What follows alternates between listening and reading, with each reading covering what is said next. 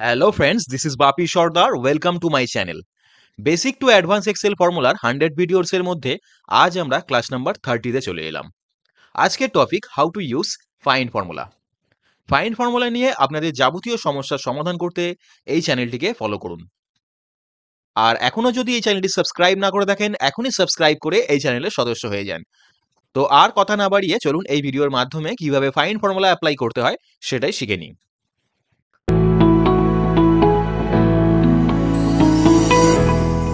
প্রথমেই find formula apply করার আগে আমরা ফাইন্ড ফর্মুলা সম্বন্ধে কিছু বিস্তারিত জেনে নেব।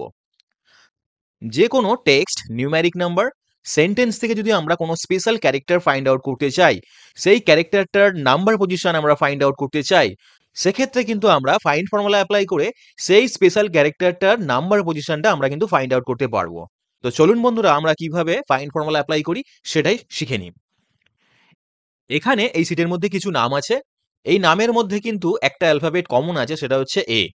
আমরা ফাইন্ড ফর্মুলা অ্যাপ্লাই করে দেখতে চাই যে সেই এ গুলোর নাম্বার পজিশন কি আছে।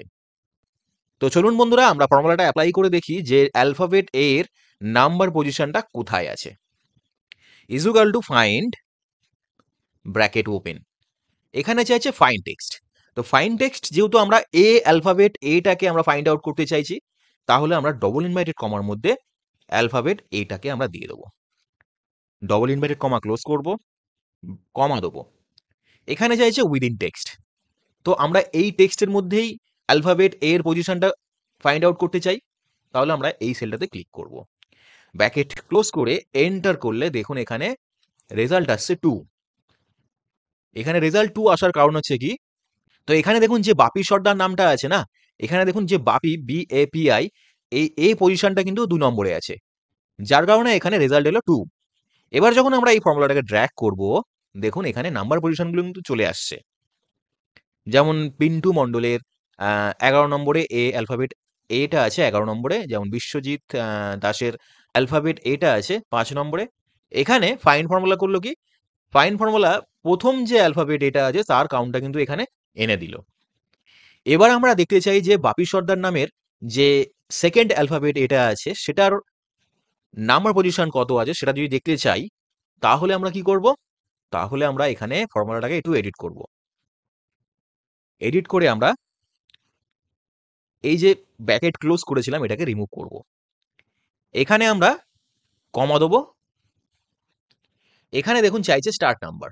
যেহেতু এই নামের মধ্যে সেকেন্ড পজিশনে ছিল প্রথম অ্যালফাবেট এ, আমরা যেহেতু তার পরের অ্যালফাবেট এটাকে ফাইন্ড আউট করতে চাই, তাহলে আমাদের যেহেতু 2 নম্বর ছিল, 2 নম্বরের পরের নাম্বারটা আমাদের এখানে বসিয়ে দেবো, 3 নম্বর বসিয়ে দেবো।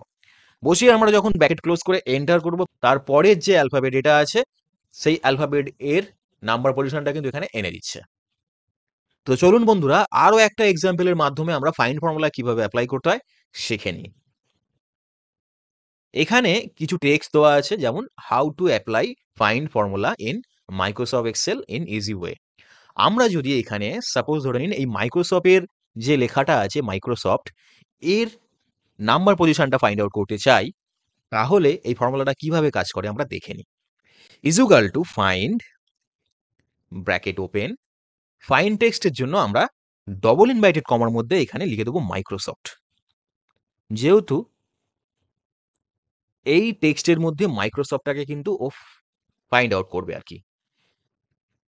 ডবল ইনভার্টেড কমা ক্লোজ করে দেবো, কমা দেবো। এখানে চাইছে উইদিন টেক্সট। তো উইদিন টেক্সটের জন্য আমরা এই টেক্সটটাতেই সিলেক্ট করব। ব্র্যাকেট ক্লোজ করে এন্টার করলে দেখুন এখানে ম্যাজিক। এই যে টেক্সটটা এখানে আছে, এই টেক্সটের 30 নম্বরে মাইক্রোসফটের পজিশন। তো বন্ধুরা, ভিডিওটা কেমন লাগলো অবশ্যই কমেন্ট করে জানাবেন।